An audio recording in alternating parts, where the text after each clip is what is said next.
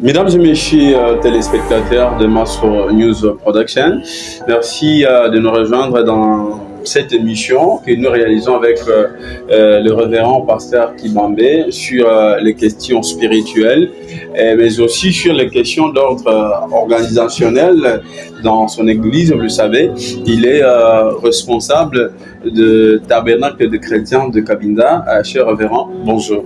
Bonjour, bien-aimé. Ça dépend de là que les auditeurs et les téléspectateurs nous suivent. Peut-être le soir, la nuit, ça dépend. Vous pouvez dire bonjour et bonsoir, ça dépend. Oui. Alors, merci beaucoup de nous rejoindre sur toutes les plateformes. Nous sommes sur Facebook, Mastro News. Nous sommes sur WhatsApp, Mastro News. Et aussi sur YouTube, Mastro Production. Eh ben, la première question est ainsi libellée, cher révérend. D'entrée des jets, comment allez-vous? Calme. Par la grâce de Dieu, le Seigneur nous soutient. Et on est là. Vraiment, on est calme.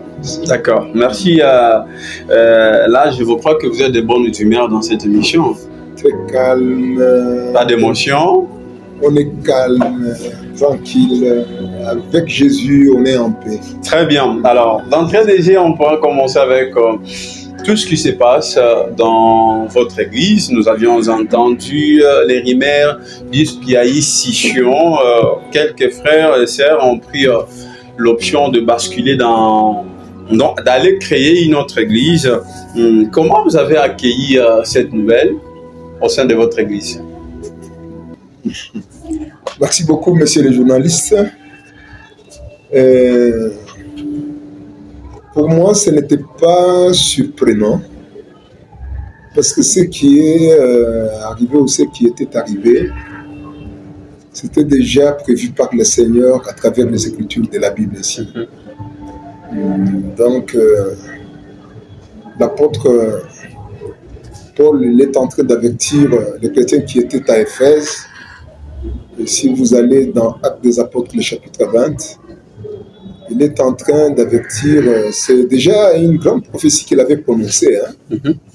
Et il dira que gardez dans la tête que le diable ne vous laissera pas tranquille. Comme vous êtes unis comme un seul homme, le diable introduira au milieu de vous quelques personnes de valeur. À un certain moment, ils feront tout pour essayer de créer une scission au milieu de vous. Donc ça, c'est... Moi, je savais que ça devrait toujours arriver. S'appuyant à ce que les écrits... Je ne suis pas surpris, en tout cas. Voilà. Alors, comment réagissez-vous par rapport à ce que certains de vos frères vous accusent? Par exemple, le monopole de la chair. Vous ne cédez pas la chair à certains de meilleurs prédicateurs de votre église. Vous aimez beaucoup plus monopoliser la chair. Bon, on ne peut pas refuser. Vous voyez quand il y a, ou lorsqu'il y a des accusations comme ça, ça aide aussi un homme qui est responsable de se rechercher encore, de vérifier est-ce que réellement il y a quelque chose qui ne va pas, oui ou non. Et comme vous le savez, ça c'est le principe élémentaire de la Bible. Dès que vous sentez que je suis appelé à œuvrer pour le Seigneur, c'est mieux d'aller voir celui qui est le responsable sur place là-bas et lui dire exactement ce que vous ressentez sur votre cœur. Dire à celui qui est le responsable, pasteur, moi aussi, j'ai un appel au ministère. Et nous savons ce que la Bible nous dit. Dès que vous me parlez que vous avez un appel au ministère, c'est-à-dire commencer à œuvrer pour le Seigneur, je suis celui qui doit t'aider. Comment est-ce que je peux commencer à t'encadrer? Ce n'est pas un travail de jalousie. Le Seigneur Jésus lui-même, il avait dit que le champ est grand, mais les moissonneurs sont très peu nombreux. Priez pour que Dieu du ciel puisse vous envoyer encore beaucoup de serviteurs de Dieu. Alors si moi je suis dans les contrées, c'est-à-dire je ne suis pas dans la philosophie de notre Seigneur. C'est-à-dire que si on est en train de m'accuser de cette façon-là, dire que je monopolise, c'est un peu lourd. Je dirais que c'est qu'une accusation vide. Vide de sens. Voilà, vide de sens, c'est ça. Parce que je n'ai jamais fermé la porte à n'importe qui que ce soit. Il n'y a personne qui m'a déjà demandé officiellement, j'ai dit carrément, j'ai fermé. Est-ce qu'il faut qu'on vous demande à tout prix ou vous planifiez, vous voyez le talent qu'a tout un chacun et puis vous l'accordez la chair? Il faudrait toujours présenter votre désir. Pourquoi? Parce que c'est l'œuvre de Dieu. Avec la Bible, voire même le message que nous avons reçu, on est en train de nous conseiller que si vous avez un poids au ministère, va chercher la chair. On ne dit pas que va là où il y a déjà quelqu'un que Dieu a déjà installé, commencer à bousculer. Non. Si réellement Dieu, c'est bien lui qui vous a appelé à œuvrer pour lui, c'est lui qui vous a appelé, va aussi vous envoyer. Il l'appelle et puis il l'envoie. Mais il ne peut pas vous envoyer là où déjà il y a quelqu'un que le Seigneur a déjà placé là-bas. S'il y a déjà quelqu'un qui est là, il est libre de vous céder la chair, tout comme il est libre aussi de refuser. Alors, c'est tout à fait normal. Vous évoluez dans cette église. Ceux qui sont partis ne sont pas les seuls qui avaient ce poids au ministère. Il y en a qui sont restés. D'ailleurs, d'ici le mois de janvier, dès que je termine à répondre sur les questionnaires, parce que nous avons une série de questionnaires qu'on est en train de répondre, je vais céder la chair. Ils sont restés, ils sont, je pense, au nombre de 3. Ils vont prêcher. Chacun aura, je ne sais pas, 1 ou 2 semaines. C'est ainsi, mais le berger, c'est lui qui connaît vraiment comment nourrir le bébé. Ça a toujours été une seule personne. Révérend pasteur, comme motif aussi de la rébellion de ce frère et sœurs qui sont partis de l'autre côté, ils disent que vous n'êtes plus fiés aux prédications du frère Branham. Alors, ils disent que vous avez inculqué, vous avez apporté une autre vision au sein du tabernacle de chrétiens de Cabinda. Est-ce qu'il y a une différence entre ce que le frère Branham avait dit et ce que Jésus a dit? Merci beaucoup. Ce sont de très bonnes questions, monsieur le journaliste. Ouais. Ah, je suis fier de toutes ces questions. Je dis ceci. Si aujourd'hui, les gens peuvent penser ou s'imaginer qu'il y a une différence entre le message que nous avons reçu et la Bible, comme on sous-entend sur d'autres cieux de ce message même, je ne peux pas citer le nom, et là on est en train de confirmer et affirmer ce que je voudrais vous dire ici. Ils disent que le langage du message est différent d'avec le message le langage de la Bible. Alors dire cela, c'est faire de Frère Branham un faux prophète qui nous a apporté un message anti-biblique. Et là, je vous dis carrément, brutalement, tout droit, je vous dis carrément que le message que nous avons cru est dans la parole. Et la parole ici est dans le message. Et moi, je veux toujours défier les gens. Parce qu'il y a cette procédure de base que nous avons. Lorsque vous voyez que quelque chose ne va pas très bien, allez voir la personne. Il ne faut pas aller raconter à côté. Alors, j'ai toujours défié les gens en disant, venez me prouver si ce que j'ai prêché n'a pas un soubassement dans la Bible. Dans la Bible, voire même dans le message, parce que ce message est dans la Bible est dans le message. Venez me montrer, depuis que j'ai commencé à lancer ces défis, et d'ailleurs pour moi c'est encore une bonne occasion, parce que comme vous êtes avec votre station, vous êtes vraiment bien situé, on peut nous suivre partout dans le monde. C'est un défi que je continue à lancer même au moment où je vous parle. Ouais. Que quelqu'un me prouve à un seul endroit. Parce que, de quelle manière vous êtes dérapé à la prédication du frère Branham? Jusque-là, je n'ai jamais trouvé quelqu'un qui me prouve noir sur blanc que Kibambé, tu y as dévié à tel endroit. Est-ce qu'il y a... Vous pouvez donner quand même une référence insinuant bel et bien que le message de frère Branham et celui de Jésus-Christ ne divergent pas, bien ça converge, ça a presque le même sens. Oui, nous avons beaucoup d'écritures pour confirmer la chose, parce que ce que nous avons cru, c'est un message prophétique et qui est biblique aussi. Ce n'est pas une imagination d'un groupe de gens ou un panel de gens. Non. C'est vraiment un message biblique, apostolique. C'était déjà promis ou prophétisé. Et si vous voulez connaître, la grande écriture, c'est dans Malachie, le chapitre 4. Oui. Malachie, le chapitre 4, la Bible est en train de nous témoigner clairement que avant le retour de Christ, il y aura un message qui va retourner les gens à la foi apostolique. Ouais.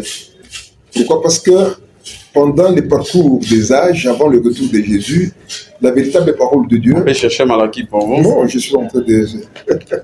je suis déjà presque là. Ouais. Si vous voulez bien, je peux même lire ça. Oui, il n'y a pas de problème. Alors, Malachie, le chapitre 4, le verset 5, la Bible dit « Je vous enverrai Élie le prophète. » C'est au futur, hein? Oui. « Avant que le jour de l'Éternel arrive, ce jour grand et redoutable. » C'est-à-dire avant que la colère de Dieu, le courroux de Dieu se manifeste, se déverse sur la terre ici. Dieu nous a promis qu'il nous enverrait quelqu'un avec l'esprit d'Élie. Et son travail sera de ramener le cœur des pères à leurs enfants et le cœur des enfants à leurs pères.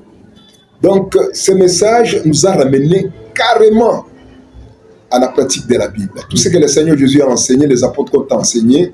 Alors, ce mauvais vent est arrivé du moment que vous êtes en pleine rénovation de votre temple. C'est ça. Alors, est-ce que vous sentez un peu fragilisé par le fait qu'un groupe a basculé de l'autre côté? Est-ce que ça a diminué un peu vos recettes pour la continuité de cette œuvre divine? Je suis très content. Moi, j'aime des choses, des questions, de la manière que vous êtes en train de les formuler, ça me donne vraiment la joie.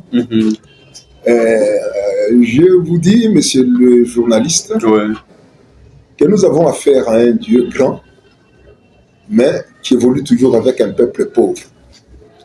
Parce que pour manifester sa grandeur, sa force, combien il est le Tout-Puissant, il faudrait que nous puissions avoir un peuple qui n'a pas de moyens, qui puisse démontrer que l'or et l'argent lui appartiennent. C'est un Dieu, laisse-moi vous dire que c'est un Dieu de l'impossible. Dire que nous pouvons être fragilisés pour ne pas abuser de votre temps, je vous dis carrément que je suis en train de constater que depuis nos amis sont partis, les choses sont devenues encore très faciles. Ça se réalise automatiquement? Je vous assure, automatiquement. Est-ce que ça évolue, Xavier? Vous n'avez pas jeté un coup d'œil là-bas? Je ne sais pas si nos amis ici, ils ont filmé là-bas. Je vous assure, ils ont fait quelque chose. Laisse-moi un peu me vanter dans le Seigneur. Oui. Comme la Bible le dit dans Jérémie 9, 23, que si vous voulez vous vanter, vantez-vous dans le Seigneur. Je vous assure, j'ai fait... Ok. Ça évolue. C'est Dieu lui-même, parce qu'il avait dit à l'apôtre Pierre que j'ai bâtirai mon église. Et il est en train d'utiliser tous les moyens possibles. Regardez Israël pour quitter l'Égypte. Dieu lui-même, il avait obligé les Égyptiens de donner même tout ce qu'il faut pour le déplacement des Israélites vers la terre promise. C'est le même Dieu qui a... Je m'excuse, hein, parce que parfois nous parlons un peu beaucoup. Oui, allez-y. Et de l'autre côté, regardez, le temps était arrivé de reconstruire Israël, enfin Jérusalem, Dieu avait suscité même Cyrus, qui était un roi païen. Il a mis toutes les dispositions possibles pour qu'Israël puisse reconstruire la ville de Jérusalem. C'est comme ça, c'est ce qui se passe avec nous ici. Je vous assure, nous avons tous les moyens. Vous êtes très rassuré que ça va débuter et terminer en toute bonté. Rien qu'avec ces petits peuples ici, je vous assure, il y a des extraordinaires que nous voyons là-bas. Révérend pasteur, vous êtes aussi humain, n'est-ce pas? Au-delà de cette connotation pastorale que vous avez, est-ce que vous continuez à aimer nos frères là, ou bien vous priez pour que le mal leur arrive? Vous voyez, si vous avez une ambition dans votre intérieur, ça ne se cache jamais. Parce que la Bible nous dit que c'est ce qui est à l'intérieur, même si vous essayez de cacher ça n'importe comment, à un certain moment, la pression va monter, ça va s'extérioriser. Jusqu'à la preuve des contraires, je suis en train même d'influencer toute l'Église et on continue toujours à appuyer sur nos frères qui sont partis parce que nous disons qu'ils n'ont pas fait ce qu'ils ont fait par eux-mêmes. Ils ont été excités par l'extérieur, par un bout de feu. Je ne sais pas si vous connaissez un bout de feu. Un bout de feu, c'est le technicien qui allume le feu de loin et il y a des explosions de l'autre côté. On avait des gens comme ça dans des carrières. Il est là très loin, il relie avec un petit fil. Quelque part là-bas, il y a un grand roc, un rocher là-bas. Un bout de feu, il allume le feu de loin et puis ça explose là-bas. Le bout de feu qui est en train de les exciter, nous les connaissons. Nous connaissons tous ces gens-là. On ne peut pas quand même citer leur nom ici. C'est sur... on ne peut pas accuser quelqu'un, on ne peut pas le faire. Moi, je ne peux pas le faire. Mais est-il que, jusqu'à la preuve des contraires, j'ai continué à les aimer sincèrement, d'un amour sincère comme ça. Tu les appelles au téléphone comme par le passé? Non, si quelqu'un te dit, par exemple, que je coupe, comme ils ont dit que nous coupons. Nous, on ne veut pas de la provocation. Ils ont coupé, nous nous réservons. S'ils nous appellent pour nous saluer, il n'y a pas de problème. Pourquoi pas un petit message? Bonjour frère, comment êtes-vous réveillé? C'est quand même normal. Vous êtes pasteur. Vous êtes pasteur. C'est encore une bonne question. Oui. On ne peut pas refuser. Parce que Jésus nous a dit, celui qui veut faire avec toi 100 mètres, fais avec lui 100 mètres. Si quelqu'un vous bloque, ça va. Il faut accepter. Oui, il faut accepter. Moi, j'accepte ceux qui sont en train de m'offrir. Demain, nous aurons la possibilité ou l'occasion de manger, nous approcher à la table du Seigneur. Et là, on ne peut pas s'approcher pour s'approcher comme par aventure. Et nous serons à la table du Seigneur. Nous serons à la table du Seigneur. C'est vraiment un mémorial. Alors, à ce moment-là, on ne peut pas y aller comme par aventure. Là, nous disons carrément que je ne peux pas avoir un poids sur le cœur et puis aller prendre part à la table du Seigneur. Ça, je ne peux pas le faire. Là, en tout cas, sincèrement, le Dieu qui voit le cœur des gens, la Bible dit qu'on vous fera la guerre. Voilà. On en peut dire. Révérend pasteur, les minutes c'est gangrène. Je pense que il est pour nous très important de toucher la dimension spirituelle. Hein? Vous voulez quand même, veuillez quand même analyser sur les questions purement spirituelles à l'occasion de l'enlèvement. Parce que là, on a suivi un certain prophète au Ghana qui a dit que Dieu pouvait détruire le monde le 25 décembre passé. Alors, on a vu même certains chrétiens qui se sont amassés le long de cette arche qui a été taillée par lui avec la nourriture pour attendre merveilleusement ce moment. Croyez-vous que ce prophète avait raison d'alerter les chrétiens que c'est pour bientôt la fin du monde? Moi, je ne peux pas qualifier cet homme-là de n'importe quel nom, mais néanmoins, je le respecte. C'est un Bono ou quelque chose comme ça. Ouais. Bono, du Ghana. Voilà, les Ghanéens. Là. Alors, je dis, beaucoup de gens, ils meurent ou ils s'engagent dans des histoires, c'est par manque de connaissances. Une fois que vous avez la connaissance de ce que la Bible dit, vous ne pouvez pas vous lancer dans une erreur comme celle-là. Parce que, comme nous le savons, après la pluie de Noé, Dieu, il avait juré, comme quoi il n'osera plus encore tuer l'humanité avec les eaux comme il avait fait du temps de Noé. Et à la fin des comptes, il a fait lever même les arcs-en-ciel. Les arcs-en-ciel qu'on continue à voir jusqu'à aujourd'hui. C'est un témoignage clair. C'est un témoignage clair qui montre combien Dieu ne peut jamais changer. Il avait décidé, il avait résolu qu'il ne ferait plus encore ça et voir quelqu'un aujourd'hui en train de s'étaler beaucoup de bazar comme ça, les arches, disant qu'il y aura la pluie qui va tuer les gens. Ça, c'est lui qui l'a dit, mais la fin du monde ne viendra pas comme ça. Nous connaissons la procédure, comment est-ce que la fin du monde interviendra. La fin du monde est très loin, ce n'est pas pour aujourd'hui. Bon, quel est ce mécanisme-là pour que cette fin du monde puisse venir? Comment, le préalable pour que ça arrive dans le monde? C'est encore très très bien.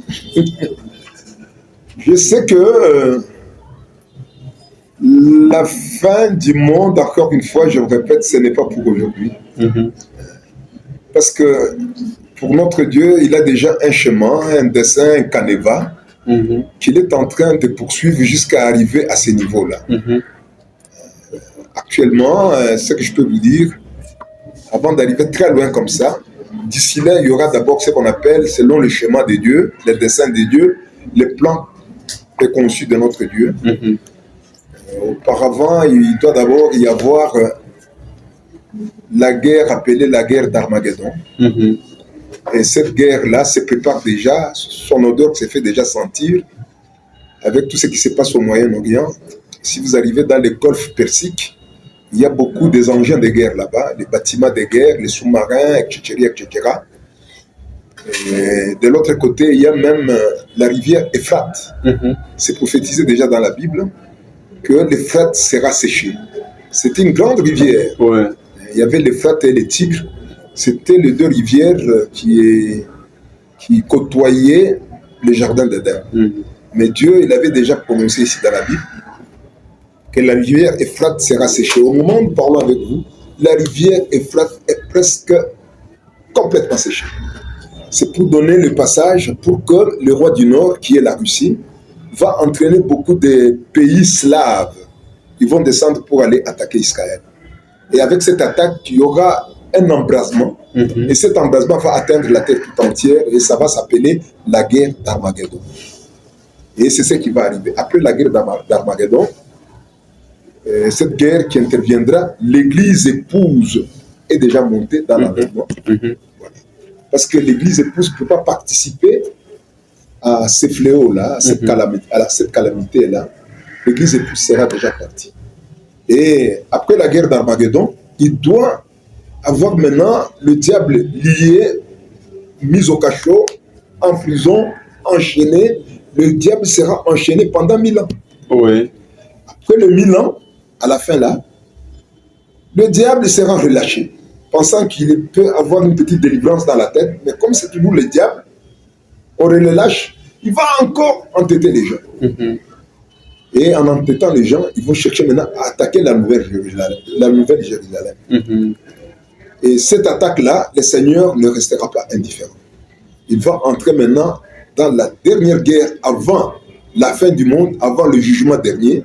Ce sera la guerre de Gog et Magog. Après la guerre de Gog et Magog, Satan maintenant sera arrêté. Il y aura maintenant le trône blanc, le jugement dernier. Après le jugement dernier, de tous ceux qui sont passés, qui ont vécu sur la terre, ils seront jugés ces jours-là. Après ces jugements maintenant, nous allons basculer maintenant dans ce qu'on appelle la fin du monde. Mais si aujourd'hui on est en train de parler de la fin du monde, qu'on est en train de parler, on dirait que les gens ne scriptent pas correctement leur canevas, leur chevauchement des choses, des prophéties. Mais si vous suivez correctement, quelqu'un ne peut pas parler de la fin du monde aujourd'hui. Aujourd'hui, nous parlons de l'enlèvement de l'Église. Alors, quel serait votre message par rapport à tout ce message des différents prophètes sur la foi chrétienne, des différents frères et sœurs dans le monde entier? Un message de réconfort, de foi exacte sur ce qui se passe actuellement dans le monde. Il y a, franchement, si j'essaie d'observer tout ce qui arrive ou ce qui se passe actuellement dans le monde, surtout dans le monde religieux, il y a un cafouillage indescriptible. Encore une fois, c'était déjà prophétisé dans Matthieu 24. Je pense que c'est le verset 3, Jésus il a dit, il viendra des faux prophètes qui feront même beaucoup de miracles et de prodiges. Comment les découvrir? Un faux prophète, c'est quelqu'un qui est en train, bien sûr, de faire des miracles, autre chose, pour essayer de suivre les gens, mais il n'a jamais été constant dans la parole de Dieu. Et quelqu'un qui n'est pas constant dans la parole de Dieu, entre-temps, il est en train d'opérer beaucoup de miracles. Celui-là, loin de moi l'esprit peut-être de critiquer les gens. C'est lui qui ferait cela, c'est un séducteur. Je l'ai dit vraiment avec beaucoup de réserve, pour que peut-être on ne puisse pas vraiment me porter des rigueurs. Vraiment, dans le monde d'aujourd'hui, il y a un grand cafouillage. Tout ça, c'est le diable qui cherche à traquer beaucoup de gens derrière lui, parce que quand il sera enchaîné, tous ces gens-là seront enchaînés ensemble avec lui. Justement. Il n'aimera jamais mourir seul, et c'est ce qu'on est en train de voir. Et nous disons bienheureux ceux qui restent constants dans la parole du Seigneur. C'est ça notre souhait, c'est ça mon mot que je peux m'adresser vraiment à tous ceux-là qui peuvent nous suivre de partout. C'est presque fini avec l'an 2025. Alors, si je m'abuse, il reste 2 jours ou 3 jours pour voir 2026. Quel est le sentiment que vous avez? Quels sont les soucis que vous avez envers d'abord les chrétiens de votre église et tous ceux qui cherchent la face de Dieu et qui ne l'ont pas encore vue? Merci beaucoup, monsieur le journaliste. Franchement, vous avez bien sélectionné des questions. Ouais. Le souci de tout celui qui encadre les enfants de Dieu est de voir le travail qu'il est en train de faire se refléter dans les gens qu'il est en train de conduire au Seigneur. Là, nous disons que mon souci à moi, lorsqu'on prêche la pure parole de Dieu, est de voir cette parole se matérialiser dans ceux-là qui ont la possibilité de suivre les prédications qu'on est en train d'apporter. Et là, je suis en train d'exhorter tout le monde dans le monde religieux, s'il vous plaît, qu'ils sachent qu'il y a un seul sauveur, il n'y en a pas deux. Et le seul sauveur, c'est Jésus-Christ. Et Jésus-Christ, il est la parole sans mélange. Si nous acceptons la parole de Dieu sans mélange, là, on est bien connecté. Là, on est en train de poursuivre une histoire qui aboutira, ou bien qui va émerger là où tu peux avoir le bonheur éternel. Alors, vous dédiez cette année à quelle est l'idée maîtresse? Longévité, amour, prospérité, peu ou bien c'est quoi, hein? Selon vous, c'est une dédicace envers les chrétiens parce que nous voulons déjà clôturer. Merci beaucoup, monsieur le journaliste. Qu'est-ce que vous aimez le plus souvent que ça arrive en 2026 à vos enfants? Vous voyez, la Bible dit que l'amour couvre une multitude de péchés. L'amour, vraiment, Jésus est amour. Dieu est amour. Et il y a, comme vous le savez, il y a 2 sortes d'amour. Il y a l'amour philéo, c'est-à-dire l'amour attaché à la chair. Et il y a l'amour agapao, c'est l'amour de Dieu. L'amour philéo, c'est un amour commercial. Parce que vous m'avez fait, moi aussi je vous fais. Vous m'avez donné, moi aussi je peux vous donner. Ça, c'est l'amour philéo. Un amour qui est commercial. Mais il y a l'amour agapao. Ça, c'est l'amour de Dieu. Si cet amour-là pouvait être observé parmi les gens qui se disent que nous sommes croyants, il n'y aura pas à s'entreaccuser, à déchirer les églises, à se diviser. Pourquoi? Parce que tous, nous sommes dans la même peau. Il y a un adage qui dit que lorsque vous êtes en train de tourner le bras de votre ami derrière, regarde aussi ton bras, ça va arriver à quel niveau. Et de l'autre côté, ce n'est pas bien de prendre un noix chaud qui était sur le feu, enfermer ça dans la main de quelqu'un d'autre. Donc là, vous pouvez sous-entendre par ces adages que la chose que vous êtes en train d'évoquer pour accuser un autre, toi aussi tu as la même erreur. Comme la Bible le dit dans Romains, le chapitre 2, en commençant par le verset 1er, tu as les mêmes erreurs sans les savoir. Maintenant, celui qui a l'amour doit être compatissant. Et c'est cette compatissance qui manque à beaucoup de gens. Et Jésus lui-même, il avait dit que vers mon retour, la charité, c'est-à-dire l'amour véritable de plusieurs, se refroidira. C'est ce qu'on est en train de constater aujourd'hui. Les gens sont dans les églises, mais une fois qu'ils quittent l'église, ce qu'il est en train de faire dans la cité, dans la société, vous ne pouvez pas vous rappeler, vous ne pouvez pas vous retrouver. Ce n'est pas possible. Cet homme qui chante dans l'église, peut-être c'est un prédicateur, mais les choses qu'il est en train de faire, c'est inconcevable. Alors, ce que je peux, comme moi, d'après ce que vous venez de me demander, que les gens puissent développer un esprit d'un véritable amour, l'amour agapao. Révérend Pasteur Kibambe Moussepe, merci d'avoir été disponible en répondant à nos questions. Merci beaucoup. Merci. Meilleur vers vous. Merci beaucoup en tout cas. Je souhaite à tout le monde aussi. Moi, au lieu de leur dire bonne année, je suis en train de dire à tout le monde que Dieu vous bénisse. Amen. Amen. Parce qu'on ne sait pas comment est-ce que l'année 2026 a réservé pour nous. Pendant que vous venez de le dire ici, dans quelques jours ici, nous allons enterrer carrément, nous allons aller au cimetière. Avec l'année 2025, nous l'enterrons. Et nous attendrons la naissance de l'année 2026. Alors que cette année-là, ça c'est un souhait, que cette année-là, que Dieu puisse bénir tout le monde.